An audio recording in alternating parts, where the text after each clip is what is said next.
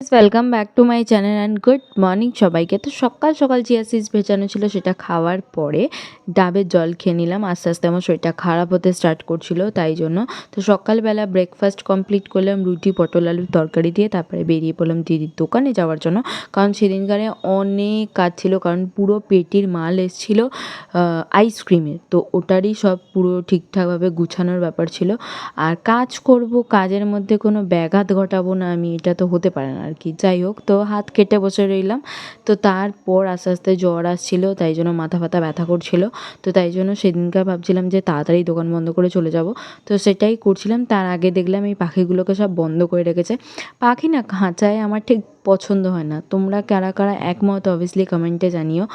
খোলা আকাশে পাখি থাকবে ওটাই বেশি ভালো লাগে। তো ঘরে এসে দুটো বিস্কিট খেলাম, আমার খুব জোর খিদে পেয়ে গেছিলো। মায়ের তো কোনো ভাত হয়নি, তারপর একটুখানি শুয়ে রেস্ট নিচ্ছিলাম। তারপরে লাঞ্চ কমপ্লিট করেছিলাম, ভাত ডাল আর এই পোস্ত বাটাটা, এই যে জ্বরের মুখে যা ভালো লাগছিলো কী বলবো।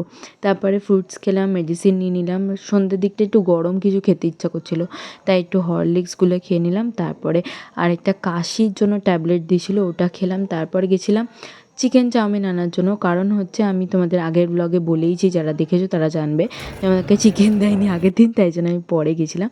তো তারপর ডিনার কমপ্লিট করলাম, মেডিসিন নিলাম, এরমভাবেই সারা দিনটা কাটালাম। চ্যানেলটা অবশ্যই সাবস্ক্রাইব করে দিও, লাইক করে দিও, টাটা।